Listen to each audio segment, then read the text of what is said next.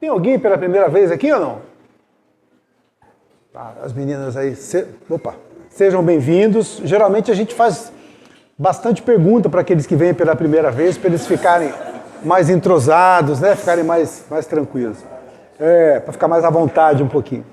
Como eu falei, meu nome é Carlos, a gente vai conversar aqui até por volta de umas 8h30, talvez um pouquinho mais, um pouquinho menos. E a ideia é que a gente possa trocar informações a respeito de temas, e especificamente hoje, o capítulo 8 do Evangelho segundo o Espiritismo. Aqueles que não vieram, só para terem uma noção, quando a gente fala, você é a primeira vez nessa casa ou a primeira vez em uma casa espírita? Nessa casa? Não, eu sou professora lá do básico, sou palestrante também nas casas. Então tá, você em casa. Porque minha neta está aqui com a UTI e eu vim Bacana. participar. Tá ótimo. Só que a sua neta tenha uma pronta recuperação aí, tá? E que a espiritualidade possa fortalecer a todos vocês aí. Eu estou muito grata.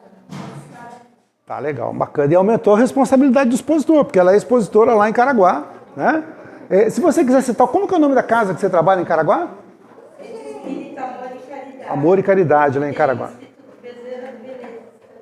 Bacana, tá? Às vezes a gente fica uns dias lá no litoral, né? Principalmente no verão, e tem vontade de ir uma casa espírita, então ela já citou duas aí lá em Caraguá, né? Quando a gente estiver lá passando os nossos descansos, né? Maravilha, muito bom. Esse capítulo 8 do Evangelho, ele fala assim, bem-aventurados aqueles que têm puro coração. E eu começo perguntando, para facilitar a vida, alguém aqui tem o coração puro? Totalmente puro? Estamos tentando, né? Muitas vezes a gente vira e fala assim, olha, eu sou uma pessoa do bem. Fala assim, eu falando de mim mesmo, eu acho que eu sou do bem. Eu não sei se os outros acham que eu sou do bem, né? Mas a gente tem intenção, às vezes. Mas o que seria essa pureza de coração? Eu vou começar dando uma introduçãozinha, depois eu vou precisar da ajuda de vocês. Então, o que seria essa pureza de coração? Aqui, um exemplo que ele dá de Jesus, ele fala da criança, ele fala, deixar vir a mim as criancinhas. Então, ele dá o exemplo da criança. Mas a gente sabe que aquela criança que está aqui, a gente tem alguns aqui, né? A gente sabe que essa criança já viveu outras vezes. E muitas ocasiões ela tem uma bagagem muito maior do que aquele que já é idoso nessa encarnação. Então, por que Jesus fala e cita a criança como modelo de pureza, sendo que essa criança já pode ter aí muitas experiências em outra vida? Isso é uma pergunta. Por que Jesus faria esse tipo de comparação? Uma criança que acabou de chegar, como a gente não tem um conhecimento da vida prévia, ela chegou, ela não se entregou a nenhum lado, a nenhuma maldade, ela não tem a inocência, no caso, da parte humana. Tá, então naquele momento ela teria essa inocência, até lá os 7 anos, mais ou menos, né? Que é onde completa. Seja vícios, seja atitudes, conforme convivência, pessoas que convivem, por aí vai, e pode ir para vários caminhos. Aí muda, né? Então vamos lá, quando a gente encarna, na verdade esse processo de encarnação ele demora um determinado tempo, né? E ele vai se completar lá nos 7 anos, lá que completou a encarnação. Por isso que crianças, às vezes, eu não quero assustar a garotada que está aqui com menos de 7 anos, eu acho que não tem ninguém com menos de 7 anos, né? Todos aqui que eu estou vendo já são bem grandes, não são? Né? Então, o que acontece? Naquele momento se completa, mas antes, às vezes elas conseguem ver umas coisas ainda, não conseguem? Conseguem ver algumas entidades, ouvir algumas coisas. Então, o que acontece? Esse espírito, principalmente nesses primeiros 7 anos, é onde está formando a personalidade, né? Como você diz. Então, ainda ela está nesse processo e nesse momento, eu sempre costumo imaginar assim, você vive e aí quando você vai renascer, a gente sabe que vive um tempo na erraticidade, mas quando a gente chega aqui é como se tivesse dado uma reiniciada, né? reiniciou lá e agora a gente está começando, pelo menos nessa existência do zero. E aí a gente ainda não pegou esses vícios, né? Essa maldade em si. Então Jesus, quando ele fala dessa questão da criança, o que ele está dizendo? Para a gente se comparar àquela criança, né? Aquela pureza da criança. E depois, à medida que a gente vai evoluindo, a gente tentar ir mantendo. Mas a gente sabe que é difícil manter esse coração puro, né? Manter essa pureza é muito difícil. E aí você pode virar para mim e falar assim, nos dias de hoje, não é nos dias de hoje, sempre foi, né? Sempre foi muito complicado, porque o mundo, a vida, a Terra, eu costumo brincar, a Terra não é um lugar para amadores, né?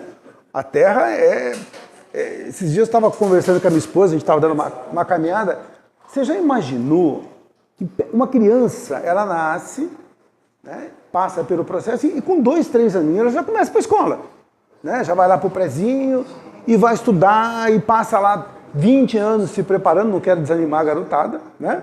Passa lá uns 20 anos se preparando e quando ela se preparou intelectualmente, ela fala, agora está tranquilo, não, agora você começa a trabalhar.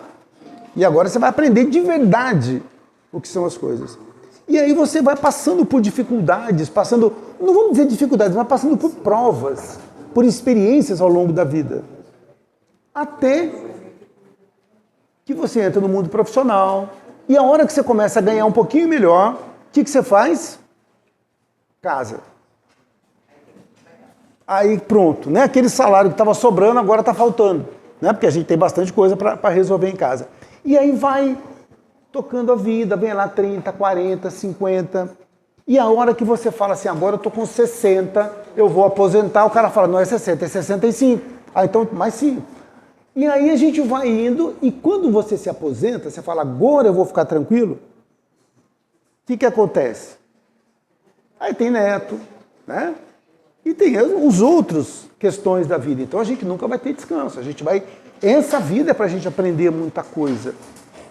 E como que eu mantenho a pureza de espírito nessa situação?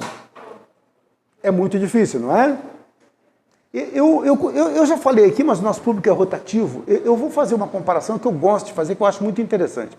Sócrates era o homem mais sábio da Grécia Antiga. E tem uma frase icônica de Sócrates. Se eu perguntar ali no ponto de ônibus, todo mundo vai me responder. Se eu perguntar, fale para mim uma frase importante de Sócrates. O que você diria? Só sei que nada sei. Não, o pessoal existe de Descartes. Descartes. Só sei que nada sei. Mas Sócrates, ele era um homem muito sábio. Ele era um homem muito sábio. E era o homem mais sábio da Grécia. E com essa sua sabedoria, ele concluiu que ele não sabia nada. Renato Russo, ele fez uma música nos anos 80 que ele dizia assim, mas eu já não sou mais tão criança a ponto de saber tudo. Vocês querem que eu cante ou tá bom assim, só declamando? Eu não sou mais tão criança a ponto de saber tudo. E eu pergunto para você, por que o Sócrates não sabe nada e a criança sabe tudo? Como que a gente poderia tentar explicar isso que pode parecer um paradoxo?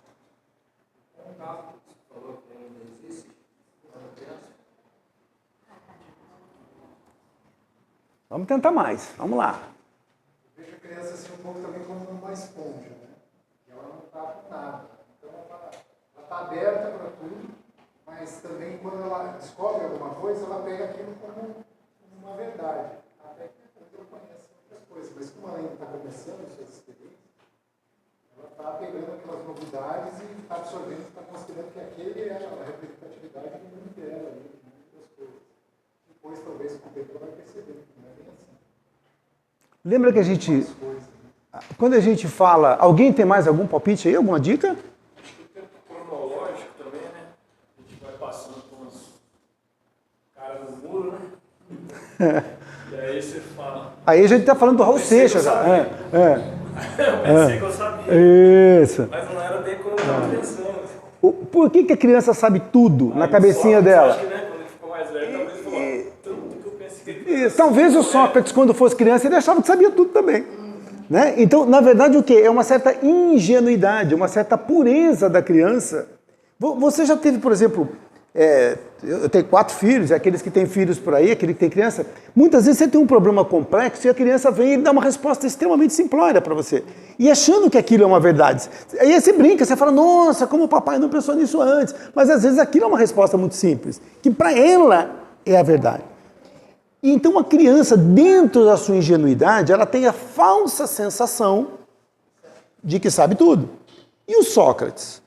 Dentro da sua grande sabedoria, então eu vou sabendo, e aí à medida que eu vou aprendendo coisas, eu vou entendendo que perto daquilo que se há para saber, por mais que eu saiba, eu não sei nada. Então se eu pegar a vida de cada um de vocês, é o universo. Dentro de cada um de vocês tem um universo. E eu tenho uma infinidade de coisas para aprender com cada um de vocês. E cada um de vocês tem uma infinidade de coisas para aprender com cada um de vocês. Não é? Então, a hora que eu olho todas as experiências, eu falo, puxa vida, eu não sei nada. Eu só sei aquilo, né, que esse espírito viveu ao longo de sua jornada. Mas eu não sei o que você passou. Então a gente tem muito que aprender. Então a criança, de uma certa maneira, ela é pura, mas ela traz o quê? Um traço de ingenuidade. Então essa pureza. E essa pureza, ele vai me levar para algum lugar? Essa pureza me leva? Ela serve como exemplo. Mas essa pureza não me leva a lugar nenhum. Até porque, se eu estou falando, por exemplo, que a gente está chegando numa época de transição, todo mundo já ouviu falar isso. E a gente está passando para um mundo de expiações e provas. Não é isso?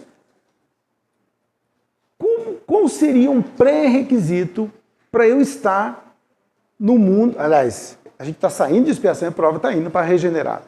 Para eu ir para o mundo regenerado, qual seria um pré-requisito? O que mais, além do coração leve? Para eu ter um coração leve, eu preciso de um outro pré-requisito. O que eu preciso saber para estar no mundo regenerado? Isso, também. Mas o coração leve, o amor, né, a Deus, o amor ao próximo, ele vem decorrente de outra coisa. Também, mas por que eu faço tudo isso? Quando eu estou na 5ª série, o que eu preciso para estar na 6ª? Eu preciso aprender a matéria da 5ª, senão eu não vou para a 6ª. Não é isso? Então, se eu não aprendo o que eu tenho que aprender no mundo de provas e expiação, como que eu vou estar no mundo regenerado, que é uma 8ª acima? Não tem como eu estar. É claro isso? Não adianta eu ter esse amigo da espiritualidade, e não adianta. A caridade é muito importante. Como que é teu nome? Miriam. A caridade é muito importante, mas a caridade tem 2 nuances. Tem 2 formas de fazer caridade. Eu posso fazer a caridade, e eu sei que não é isso que você falou, tá? Mas eu vou dar uma brincada aqui. Eu posso fazer caridade porque me disseram que se eu fizer bastante caridade, eu vou para o céu. E aí eu faço caridade para todo mundo. Essa caridade, esperando, eu falo assim, eu vou fazer porque vai que amanhã eu precise. Então, essa caridade, isso, ou a caridade interessada, ou aquela caridade que eu faço, mas não é pelo coração. Eu faço para... que falaram que fora da caridade não há salvação, então eu vou fazer caridade para ser salvo. Poupança de caridade. Isso é muito bom para você, é melhor do que se não estivesse fazendo nada, e é muito bom para quem recebe, mas isso não te garante nada. Vamos pensar em outra forma. Você evoluiu espiritualmente. E quando você evolui espiritualmente, você vai entendendo algumas coisas que você talvez antes não entendesse. A hora que a gente sair daqui, você vai sentir o cheirinho de pastel aqui do lado. Não é propaganda da pastelaria, pode ficar tranquilo. Vamos supor que você esteja morrendo de fome. E você encomendou 2 pastéis. E tem uma pessoa do seu lado que você nunca viu. Ou viu. Vamos pegar uma que viu primeiro. Uma pessoa que eu conheço, meu amigo. E eu pego aqueles 2 pastéis e vou mandar ver aqueles 2 pastéis. Só que eu olho para a cara do Fábio e falo assim, você já almoçou hoje? Não, não almocei. Eu falo, rapaz, mas a primeira sensação é esconder o segundo pastel. Né? Eu falo, não. Mas como ele já viu os dois, eu falo assim, então toma um para você. Eu como um, você come outro. Então, à medida que eu evoluo, eu vou entendendo que talvez eu não precise de 2 pastéis. Aquilo é gula. Eu posso dar um para você. Mas vamos aumentar o grau de dificuldade. Eu só tinha 10 conto. E tem um pastel. E o Fábio está com aquela mesma cara de fome e com vontade de comer pastel. Eu falo, vamos rachar esse pastel.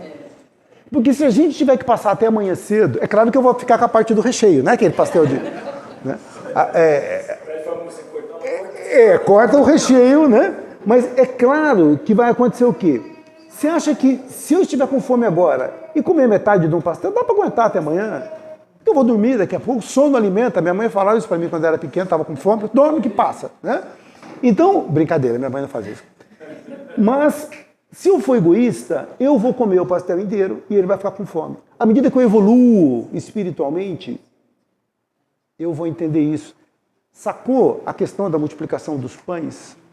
Jesus não está falando em dividir pão, ele está falando em compartilhar aquilo que você tem. Troca esse pão é um pão metafórico. Então, muitas coisas eu posso compartilhar com você que não vai acabar. Entendeu? Então, à medida que eu evoluo, eu vou entendendo que eu não preciso de tanta coisa para mim. Aí a caridade vem por acréscimo. Eu passo a fazer caridade. Pega o caso do Chico, por exemplo. Por que ele fazia caridade? Porque ele entendeu isso. De muitas formas. Fazia muita coisa. Então, ele entendeu. Ele falou assim, eu não preciso de tanta coisa. Para mim, eu tendo um básico, é bom. Eu nunca passo fome, nada. Então, para mim, isso tá bom. Agora, eu não preciso enriquecer com isso. Agora, você calcula, se alguém não tem um grau de evolução bacana e recebe aquele dinheiro, o Chico vendeu, se eu não me engano, 60 milhões de exemplares. Faz uma continha de R$1 cada exemplar que ele vendeu, 60 milhões. Cadê a herança do Chico? Não tem. Ele não precisava disso. Ele foi doando para as pessoas. Parece que uma vez ele até recebeu um dinheiro, ele ficou preocupado, o que esse dinheiro quer comigo? Acho que eu não lembro bem. Pois é. Agora você imagina... Recebeu um dinheiro, ele falou, o que esse dinheiro está querendo fazer comigo?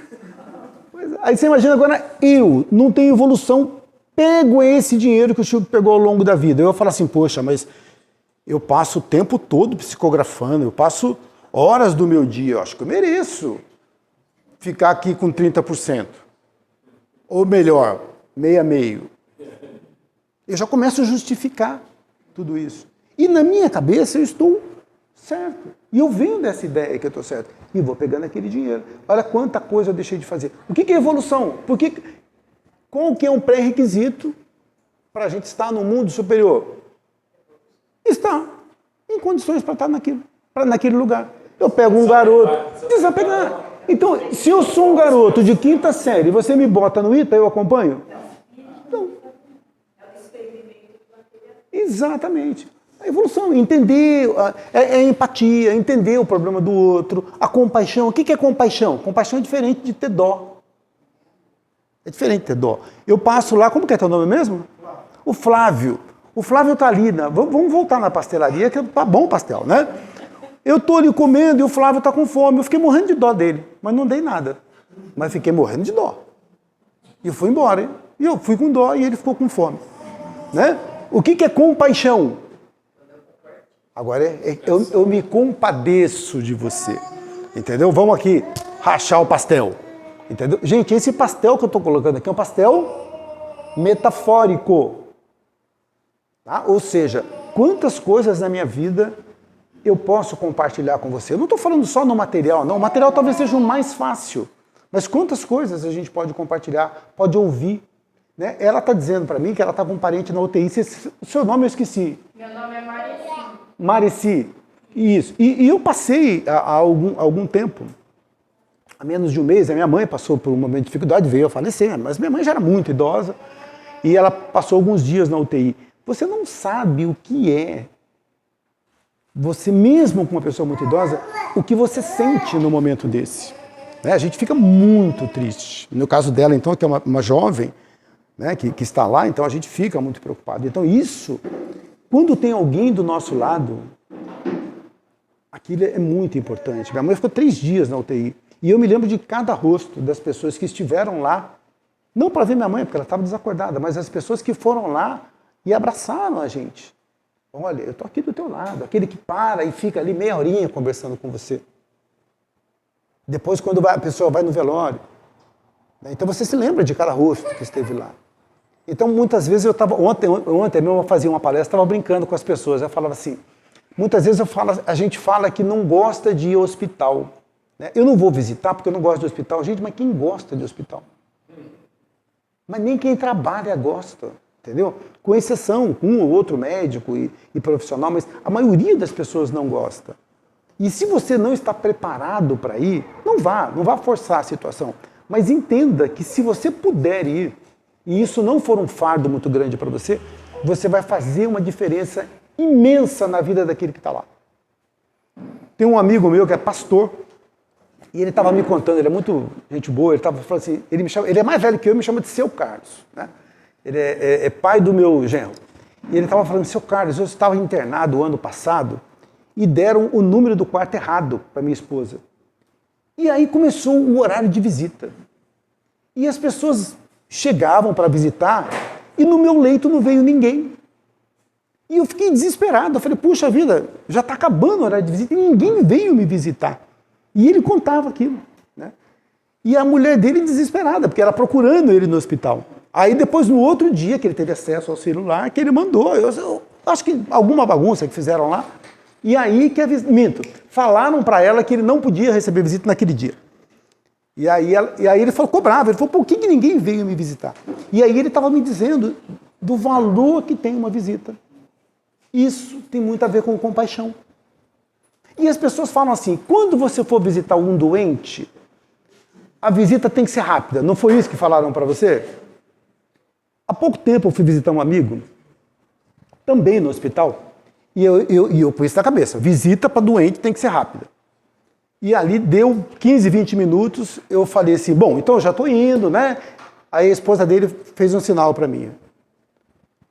Aí eu fui do ladinho, ela falou assim, você não pode ficar mais um pouquinho? Eu falei, por quê? Porque eu estou vendo que ele está muito feliz. Porque quando você for embora, vai ficar só eu e ele.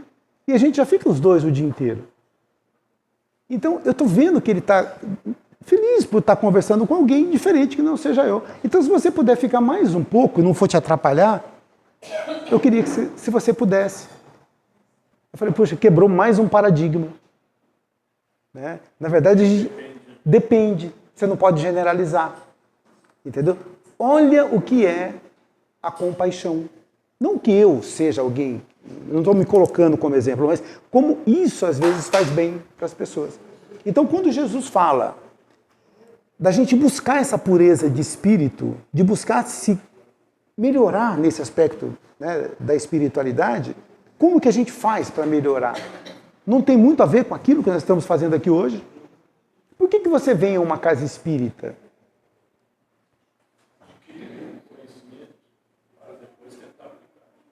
Tá, então a gente vem aqui para buscar conhecimento, o que mais? O que mais que a gente busca numa casa espírita? Vem pela dor, geralmente, no começo vem pela dor, né? Eu comecei aí, foi pela dor. Depois você melhora um pouquinho, você começa a vir, às vezes se afasta. Na verdade, A gente vem buscar conhecimento. a gente vem buscar conhecimento e o que mais? Tentar aplicar. E... Muitas vezes não consigo. Não, mas além do conhecimento. Não é só conhecimento que eu venho buscar. Aliviar as dores. Né? Alívio. Né? A gente não tem aquela sensação de sair da casa espírita ou de um templo religioso com a alma lavada. Não tem esse termo? A gente às vezes não se sente com a alma lavada quando sai de uma casa espírita.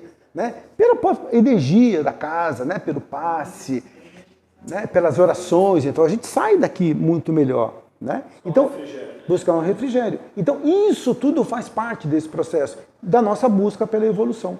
Você falou que a gente ou vem pelo amor ou pela dor. Não é isso que a gente aprendeu? Você sabe que eu comecei a pensar diferente de uns tempos para cá? Eu antigamente, lá na época da música do Renato Russo, né, que eu era muito jovem e achava que sabia tudo, quando me perguntavam por que eu vinha à casa espírita, eu dizia que eu tinha vindo pelo amor. E depois de alguns anos para cá, eu descobri que eu era muito ingênuo. Porque a espiritualidade, às vezes, ela está te preparando para a vida, para aquilo que há de vir. Então você pensa que está vindo pelo amor, mas você está vindo não pela dor que você está sentindo naquele momento, mas por tudo aquilo que você vai viver, para que você esteja preparado lá no futuro para enfrentar as adversidades, para enfrentar as dores que você vai ter ao longo da vida. Né? Então, isso. Opa, agora eu estou pronto para passar por essa dor. Utilizar aquele conhecimento agora, né? Pois é, né? Então são esses processos que a gente vai tendo ao longo da vida. Uma outra questão que fala isso aqui, essa parte do Evangelho, ele fala assim, pecado por pensamento. Daí ele toca ali na questão do adultério. Mas não adultério no sentido da traição conjugal só. Isso é muito pequeno, perto do tamanho da coisa. Então, quando ele fala em pecar por pensamento, ele vai dizer assim, se você pensar em adulterar com uma pessoa, você já pecou. Você concorda com essa passagem? Eu perguntando se você concorda com Jesus, né? Mas você acha que é mais ou menos por aí mesmo? Ou isso aí foi uma forçada que ele deu para dar uma assustada na turma? Pensamento, se eu estiver direto, constante naquilo ali, né? Uma hora pode se concretizar, né? Você pensa de vez em quando, pensa toda hora, entende também. Tem os pensamentos gostosos, né? Falou, rapaz, isso aqui eu não quero nem que minha espiritualidade me atrapalhe, né? Eu quero fazer. Então, por que será que se eu pensar, eu já pequei? Vai aí, ajuda nós aí. Porque o pensamento é magnético e nós temos energia que você cria pelo pensamento. Aquilo que eu estou pensando hoje pode virar a atitude de amanhã. Eu posso dizer para você, olha, eu tenho 30 anos de casado e nunca traí a minha esposa. Você vai falar assim, poxa, bacana. Eu falei, eu convidei uma meia dúzia para sair comigo, mas ninguém topou. E eu me mantive fiel. Tem mérito nisso? Não tem mérito nenhum. Né? Então, o mérito, por quê? Então, eu só não pequei por falta de oportunidade. Então, por isso que ele fala, então... Exatamente. Foi mais por incapacidade do que, né, por não querer. Então, aí não tem mérito, porque eu não estou ainda nesse estágio de evolução para não pensar nas coisas ruins. Eu estou pensando naquilo. Já não teve ocasiões que você teve vontade de esganar uma pessoa? Não foi só eu que tive, não, né? Você também teve. Esganou ou não? Entendeu? Então, o sentimento vem. Agora, o que eu faço com esse sentimento, aí é o que vai mudar. Né? Então, o que significa? Então, quer saber quem é você, espiritualmente falando? Olha o que está vindo na tua cabeça. Não agora, mas normalmente. Olha o que você pensa. Quando você pega, por exemplo, um rio, de repente boia lá um galho, boia um toco. Por que aquele galho, aquele toco boiou? É porque ele estava lá embaixo. Vamos pegar as horas que você está de verdade sozinho. Na minha cabeça aqui são dois momentos que a gente está sozinho. A hora que deita para dormir, porque aí não dá mais para ficar com o celular. E a hora que está tomando banho, porque também não dá para tomar banho com o celular. Às vezes a gente deixa ele ligado, né? Deixa ele ligado ali e fica tomando banho, né? Mas, então, são poucos momentos que a gente fica realmente sozinho com a gente mesmo. A gente está sempre pensando, envolvido em alguma coisa. Mas vamos pegar a hora que você vai dormir. Deitou, que pensamento que está vindo? Eu moro do outro lado da cidade. A hora que eu pegar o carro e sair daqui, eu vou demorar pelo menos uns 20 minutos, 25, eu moro lá no satélite. Agora essa hora o trânsito é tranquilo para ir embora. O que vem na cabeça? Que pensamento que vem? Esse é você. Esse é você. Será que eu estou pensando em coisas boas ou eu estou pensando em coisas que não são tão boas? Mas não é para você pensar e se culpar. É só para você pensar, observar. Observe-se a si mesmo. Se observe. E aí você não precisa julgar. Só observa aquilo que você está pensando. Ah, agora eu entendi em que estágio eu estou. Entendeu? Não é para a gente ficar se julgando. Olha, eu entendi em que estágio que eu estou. Eu estou nesse estágio. Eu estou pensando no Corinthians. Eu sou corintiano. Mas eu só penso em futebol.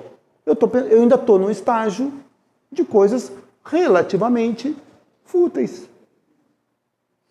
O Corinthians não seria muito fútil. Talvez Palmeiras, São Paulo fosse mais fútil. Né? Mas assim, eu estou pensando em coisas ainda muito passageiras.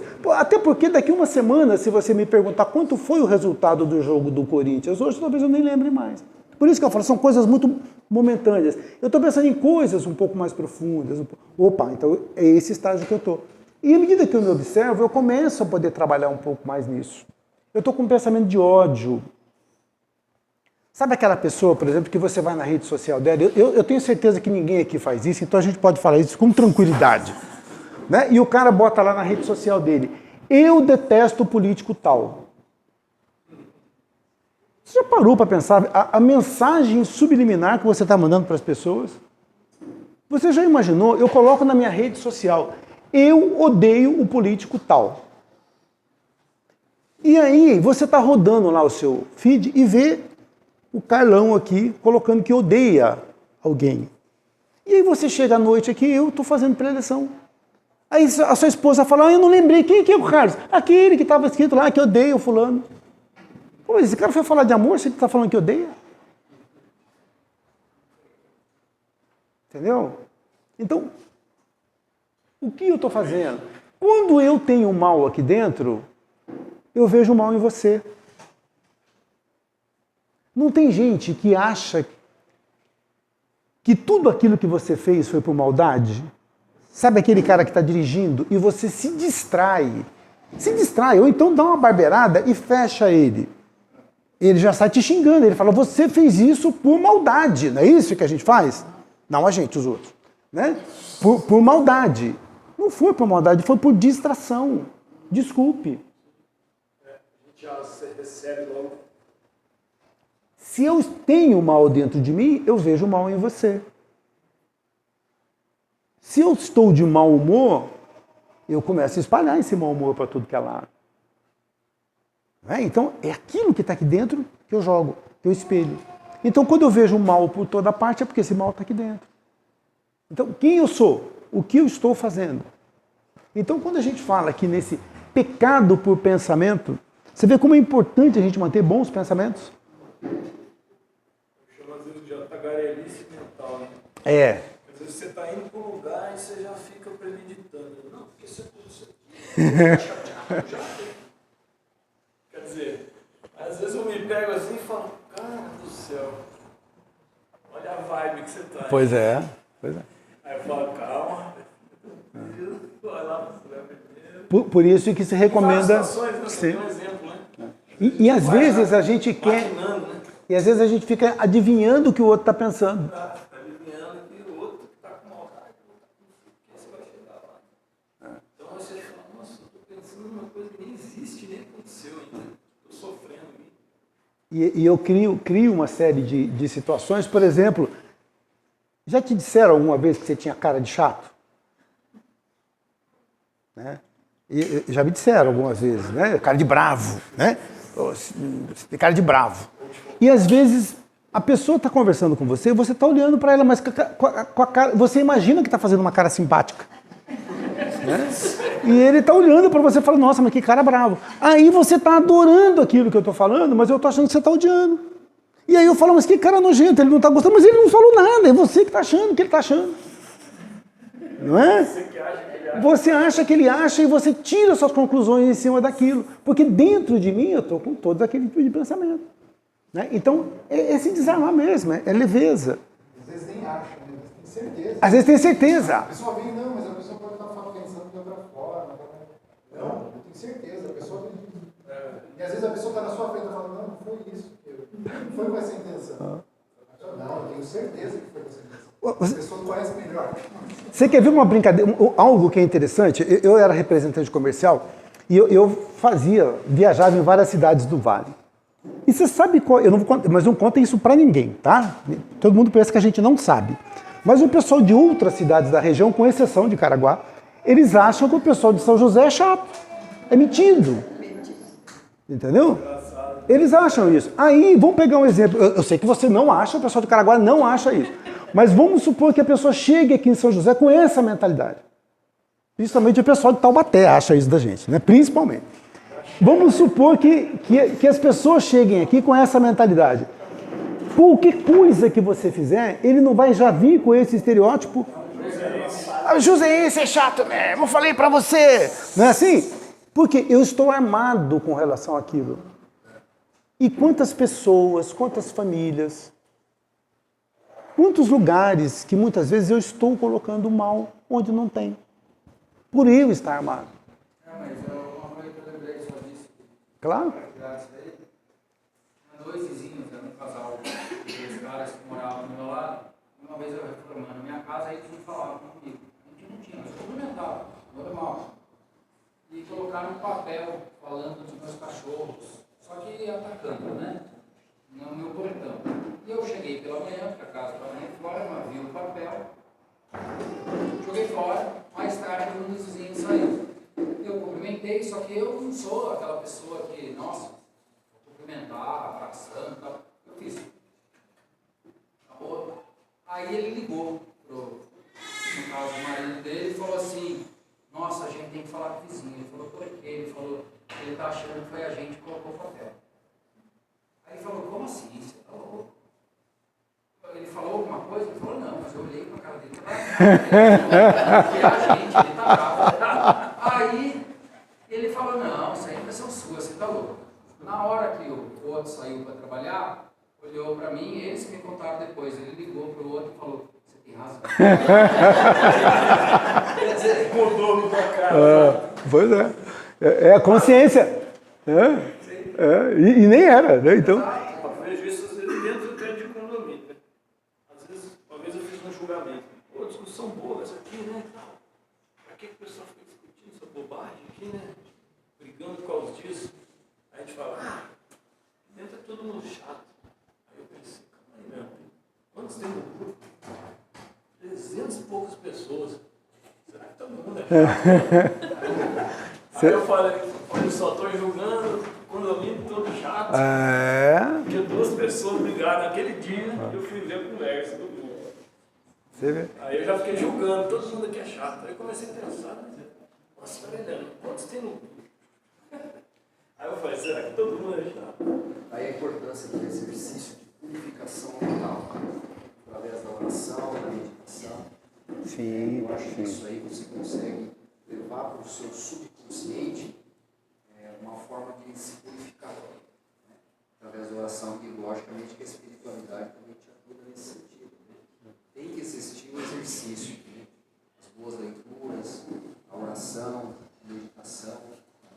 Claro, fantástico, né? Até porque o que acontece? Você veio ao centro hoje na quarta-feira. Então o teu nível vibratório, ele vem aqui, ele sobe. Só que agora o que vai acontecer? Você vai sair daqui, vai para casa, né? O nível vibratório começa a cair. Aí amanhã você vai trabalhar, ele tá aqui, não tá? Aí o que acontece? Quando você pega, por exemplo, amanhã à noite, faz uma leitura bacana, você volta para cá. Né? Então, na média da semana, você está aqui. Então, por isso que é importante meditação. Meditação é muito, muito importante. Por quê? Porque você esvazia a mente. Né? A gente pensa que é muito difícil meditar, mas não é tão difícil, é só ficar quieto. Né? Esvazia a mente. Então, meditação, leitura, oração. Né? Lembrou até um trabalho bacana, só que eu não vou lembrar, mas foi até de evangélicos. Só que aí eles fizeram um estudo mesmo. vezes por semana você se conecta. É o que você falou, você vai caindo.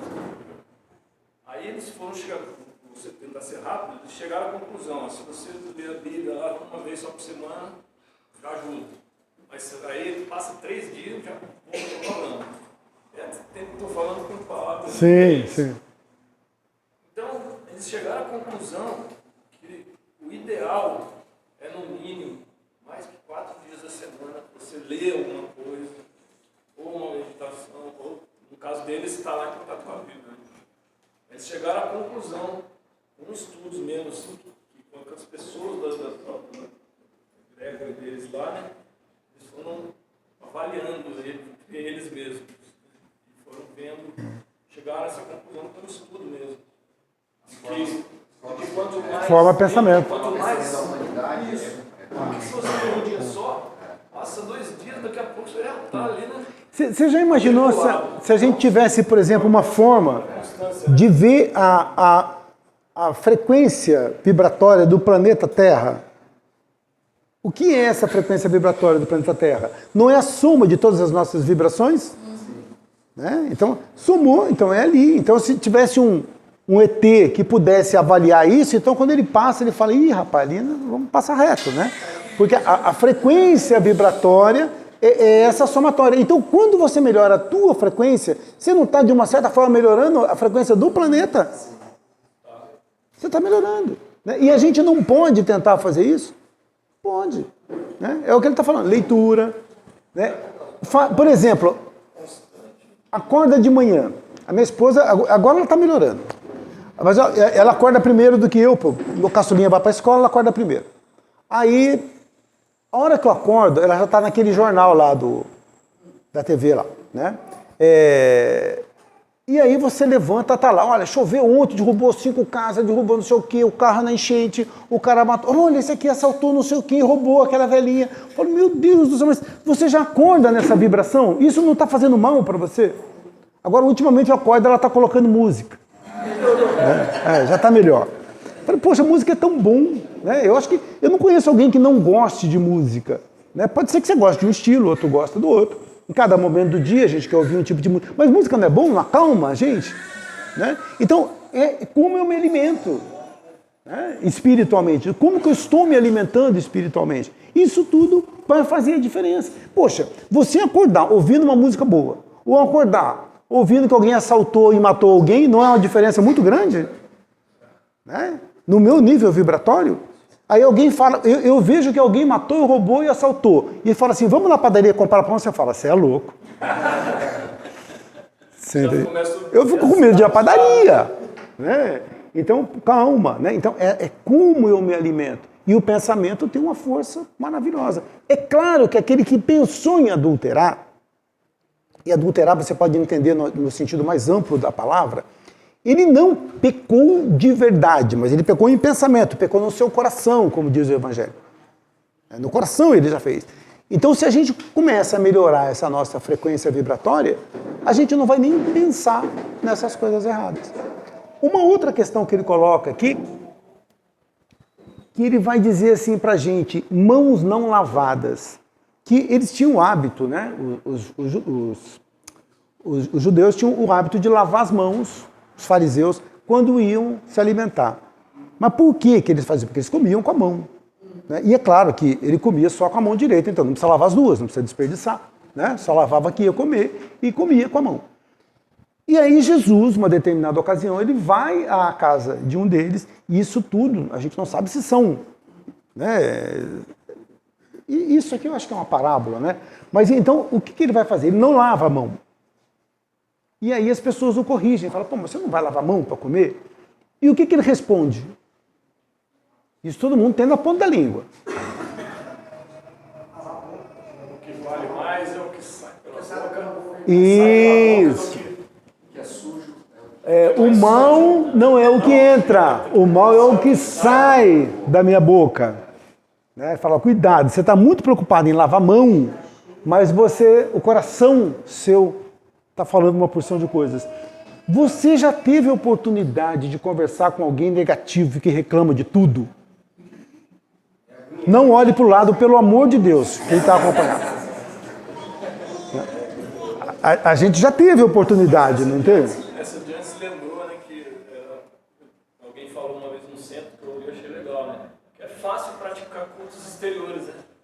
Eu vou lavar a mão, então eu já sou puro. Aí Jesus vem assim, ué, não é bem o que entra, né? Aí eu gravei aquilo lá na minha mente e falei, olha, quer dizer, eles praticavam aquilo com muito orgulho, né? Aí quem não lavava era julgado. Mas é o coração que você falou, né? O que a boca fala, o coração está cheio. Se você quer saber o que o Márcio pensa, conversa 10 minutinhos com o Márcio. Você vai saber o que passa pela cabeça, o que o coração dele tem. Você quer saber o Fábio, qualquer um, não é assim? A gente está falando aquilo que está aqui. Né? E aí você já observou, faça uma autorreflexão.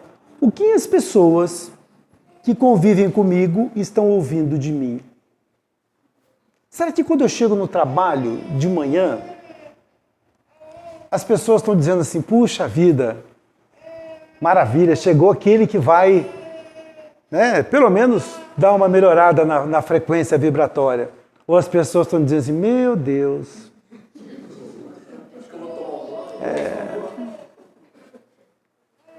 Será que eu não sou esse cara que estou levando o pessimismo, levando a tristeza, levando a reclamação? Alguém está interessado em ouvir as minhas reclamações?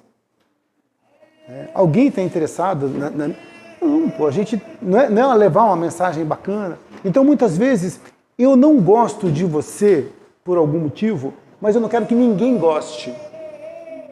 Já viu alguma situação dessa? Por isso que existe um negócio chamado, começa com male e termina com discência. Não é? Eu não gosto de você e não quero que ninguém goste.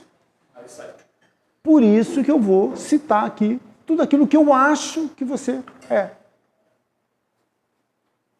Então, eu consigo envenenar um lugar, mas eu também posso melhorar essa vibração. Então ele fala que cuidado com aquilo que você fala. Cuidado com aquilo que você leva para as pessoas. Gente, é muito complicado. Eu tenho certeza absoluta que todo mundo aqui já foi vítima de algum tipo de maledicência, não foi? A gente nunca praticou a maledicência, mas a gente já foi vítima da maledicência. Não é? E como que é teu nome? O seu? Cecília. E o seu? Nascimento. O Nascimento, ele, vamos supor que eu trabalho no mesmo ambiente que ele, só numa situação hipotética, e o Nascimento, ele não vai muito com a cara da Cecília. Só que o Nascimento, eu não contei para ninguém, ele é o chefe do pedaço. E eu quero ficar bem com o Nascimento. E aí, na hora do café, ele me fala alguma coisa da Cecília, que eu sei que não é bem assim. Mas eu quero ficar bem com o Nascimento. Olha a saia justa que eu estou. Porque se eu falo para ele que não é bem assim, ele pode ficar bravo comigo e eu perder aqueles pontos que eu achava que eu estava ganhando com o Nascimento. Você vai ser o próximo. E aí eu vou ser o próximo. Ó a situação, Nascimento. Né? Então, olha que situação. É uma saia justa que a gente se coloca muitas vezes. Então, o fato de eu não praticar a maledicência é importante, mas eu também não deixar que ela se espalhe. Porque muitas vezes essa visão do Nascimento não é por maldade, é uma visão distorcida que ele teve. E eu não posso falar com o Nascimento, mas a Cecília até que é boa gente, entendeu? Passar um pano, entendeu? Porque muitas vezes a gente deixa que isso aconteça pra gente não se... Olha, eu não quero me meter. Mas a gente está deixando que a coisa vá em frente. Não acontece isso muitas vezes? Muito. Você vai defender o Nascimento, por favor. É necessário nós vivermos em sociedade. Porém, a importância de nós termos consciência que a evolução é individual. Então, nesse momento, você tem que ser autêntico com você mesmo. E não precisa criar um climão aí. Só falar, olha, eu não penso dessa forma, eu acho que a gente tem que conhecer melhor a pessoa, e eu não precisa falar mal, e nem ser conivente com isso. Isso. Agora, é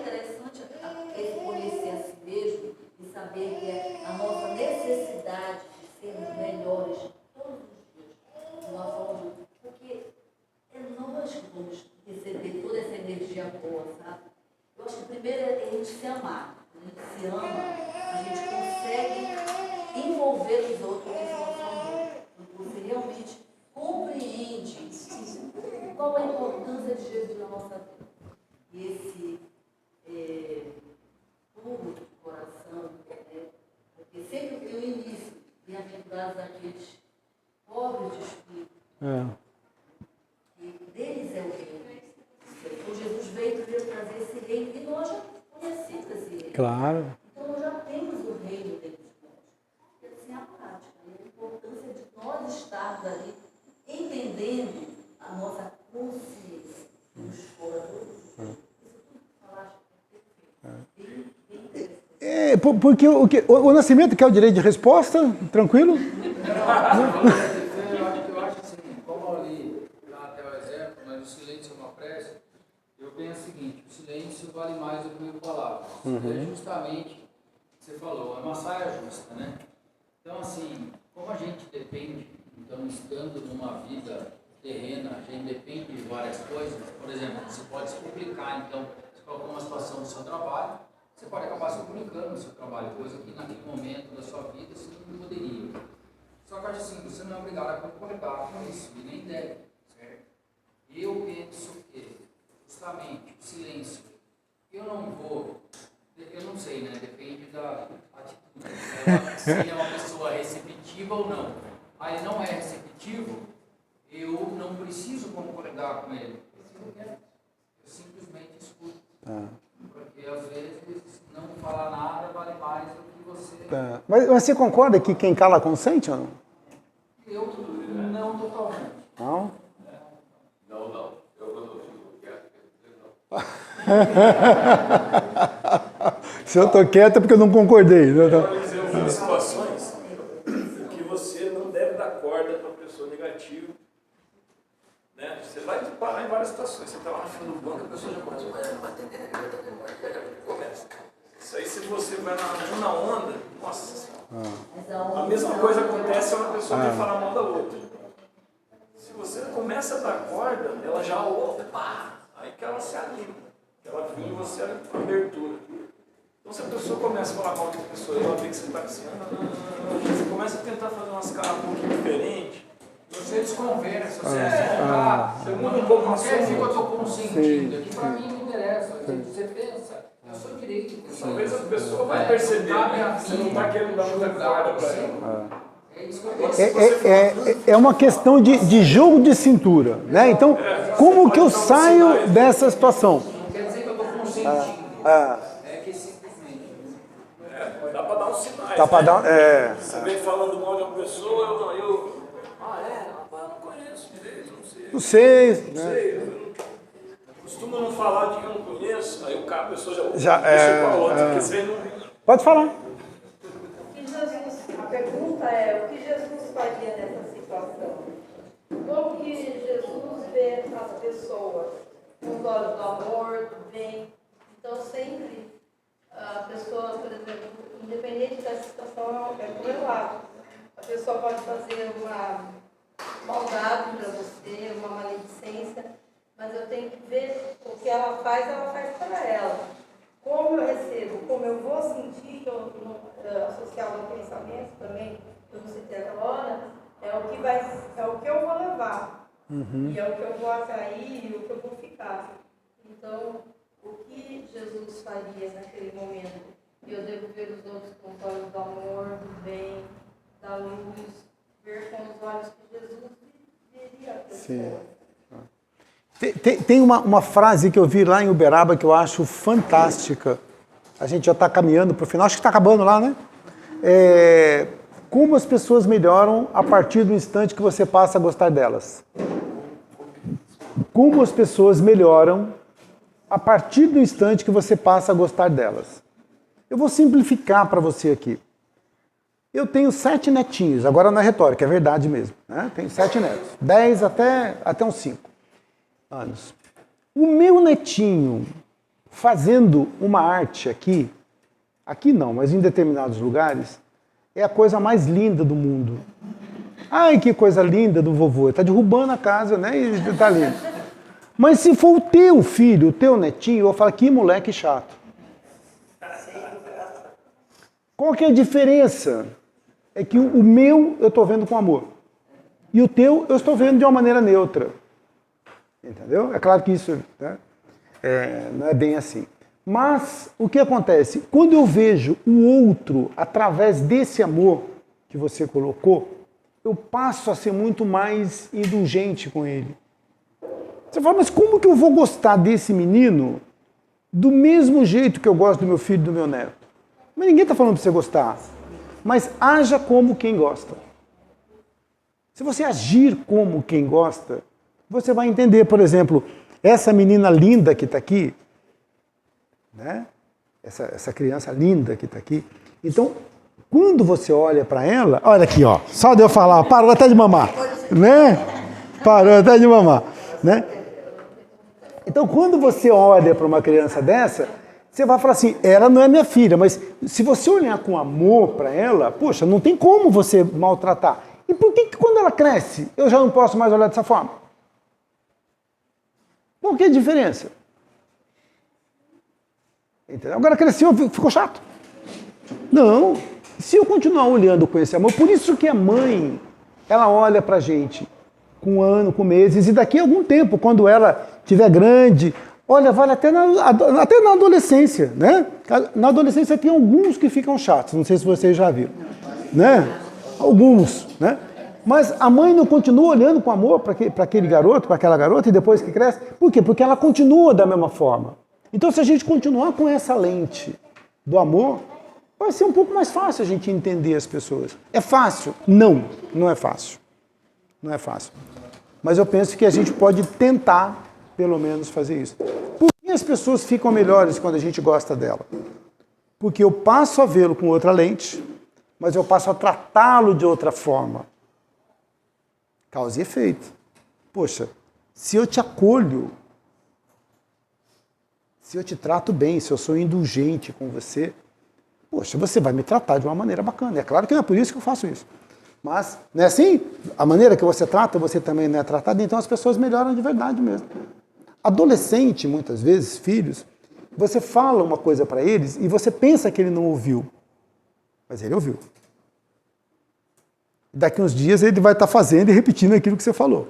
Né? E muitas ocasiões a gente observa isso. Então, é essa questão mesmo do amor.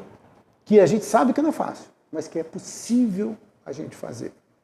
O que a gente leva daqui? Pureza de coração.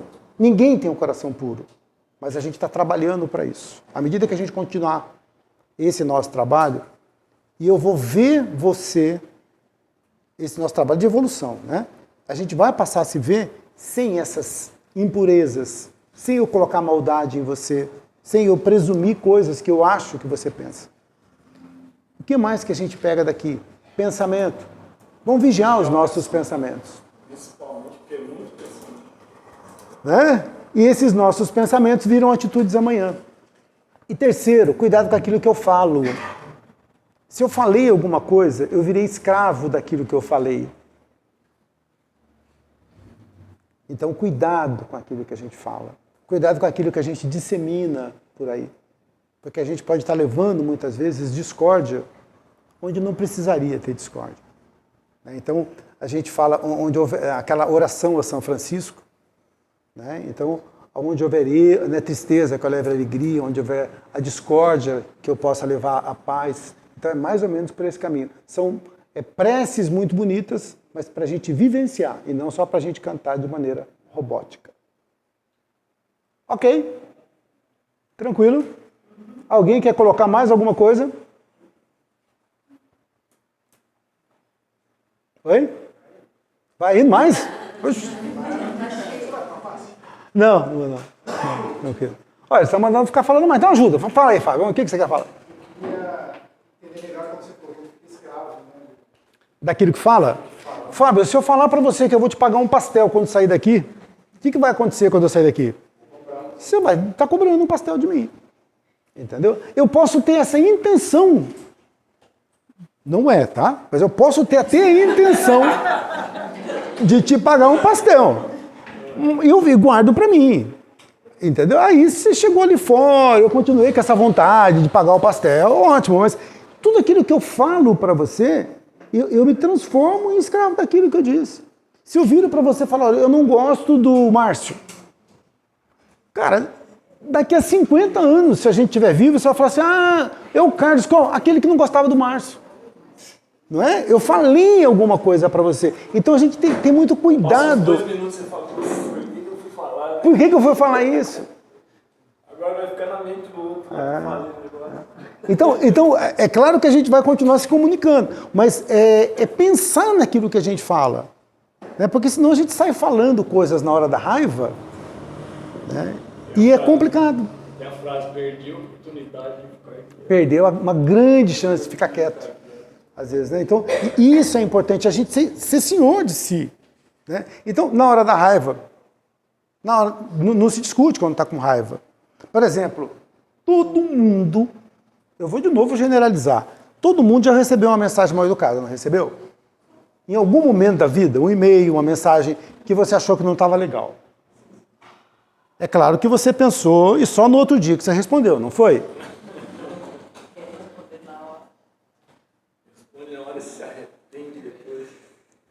Tem um grupo que a gente faz parte do grupo de filosofia, de um grupo, e um dia esses pensamentos, essas discussões aí, essas conversas, discussões no bom sentido. Eu falei uma coisa, eu não gosto muito de me manifestar em rede social, porque qualquer coisa que você fala, às vezes vira, a pessoa não entende o que você falou, ou entende e não concorda e acaba, e todo mundo atrás de uma tela, todo mundo é bravo, né? E todo mundo entende de tudo, então eu não gosto muito. Isso. Tem interpretação, cada um interpreta de uma forma. Aí vira uma discussão em cima de uma coisa, depois você... Puxa, por que eu estou falando isso e estou discutindo aqui a obra de uns fulanos? Nossa, aqui... A história do telefone sem fio, né? Se começar ele falando uma frase ali, você já lembra que sempre chega no final, a frase chega diferente. Errada, né? Aí, nessa ocasião, eu falei alguma coisa, aí uma moça, que é uma pessoa meio polêmica, ó o pré-julgamento. Né? Olha o pré-julgamento, que é meio polêmica, ela falou determinada coisa. Eu falei, mas que menina, né? Como é que ela fala um negócio desse? Né? Mas eu já tinha pensado um pouco sobre isso, eu falei assim, eu vou usar aquilo que eu falei, eu não vou responder. E deixei passar. Mas eu fiquei meio encafifado com aquilo. No dia seguinte, eu abri a mensagem, olhei, ainda falei, mas que menina abusada. E continuei quieto. Passou uns 3, 4 dias, eu abri de novo a mesma mensagem e aí eu entendi o que ela quis dizer. Ela estava concordando com aquilo que eu disse em gênero, número e grau. E eu que não entendi o que ela falou. Falei, rapaz, que vergonha que eu quase passei. Porque se eu falo alguma coisa, entendeu? Eu que estaria errado. Você já teve alguma ocasião de ter discutido com alguém e ter saído daquela discussão convicto, 100% de que você estava certo? E alguns dias depois, você ter plena convicção de que você estava completamente errado? Quantas vezes? Aí dói, né? E às vezes você até estava certo, mas o tom que você deu para a discussão te transformou no errado. Não é? Então, olha como aquilo que eu falo, isso vale para aquilo que eu escrevo, ele me transforma num escravo. Então, às vezes é melhor a gente parar um pouquinho, né? Falar, pera um pouquinho, vamos ver se é isso mesmo. Né? E tentar levar para aquele tom conciliador que ela colocou. Porque às vezes, como disse o Nascimento, às vezes o silêncio ele pode ser uma crítica, mas também pode ser um elogio. Depende do tom do silêncio, olha aqui. Que paradoxo. Depende da maneira como eu me silenciei. Por exemplo, uma vez eu estava conversando com um maître de um buffet e eu falei assim, nossa, a comida do senhor é maravilhosa, o senhor deve receber muitos elogios. Ele falou assim, Carlos, para mim o silêncio é o maior elogio. Se não falou nada é porque tá bom. Porque ninguém elogia o cozinheiro, só fala do cozinheiro quando a comida não está boa. Eu falei, então se todo mundo comer e sair quieto, eu vou falar, olha, está maravilhoso. Então, É assim. Senão já começa a reclamação. Mas, tranquilo. Gente, então... Oi. Assim, eu percebo que muitas vezes, quando você chega num lugar novo, né, que a gente tem que tomar cuidado também. Porque às vezes vem um que quer já... Sim. Talvez ele é maledicente, não eu, né? Vem falar uma coisa, vem falar mal de fulano. Se você já dá corda, já cola na sua, né?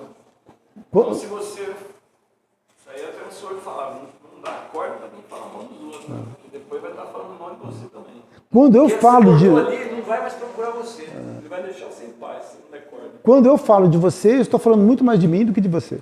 Sim, vocês falaram o que eu falei dos outros, né? Estou querendo dizer assim, de modo geral, tem que cuidar, né?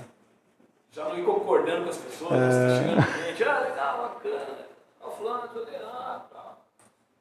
Aí você vai dando corda para as pessoas já logo de cara, né? Eu percebi quando eu era mais novo, eu era um pouco assim, né? Quer fazer parte do grupo. Quer fazer parte do grupo. E depois você percebe os erros. Aí você fala, putz, esse gravo daquilo ali que eu concordei com o cara. Esse gravo daquela situação que eu nem concordei com aquilo lá e nem tem nada a ver. E para fechar, indo com isso que você falou, você estava falando de quando chega num lugar novo, né? E hoje não é o caso aqui, que eu já vim aqui muitas vezes, já faz anos que eu venho aqui, mas toda vez que eu vou a uma casa nova, que eu nunca tinha ido, eu tenho essa preocupação, porque eu falo, eu não sei quem eu vou encontrar na plateia. Vai que é alguém que eu já aprontei lá fora. E aí como que eu vou? Imagina se o Márcio, eu devo uma porção de coisas, briguei com o Márcio, fiz coisas erradas com o Márcio, e eu chego aqui, vou começar a fazer a preleção, tá o Márcio ali. Olha a posição que o Márcio tá, vira para trás para você ver. Entendeu? Tá ele ali. Eu falo, tô lascado, como é que eu vou falar aqui? Tá na mira. Tá na mira. Então, o que eu estou dizendo? Que você tem que ser perfeito? Claro que não. Mas a gente procurar fazer as coisas da melhor forma possível. É claro que a gente vai comer, ninguém é perfeito. Mas a gente procurar ser transparente o máximo que a gente puder. Para a gente poder ter um pouquinho de consciência tranquila.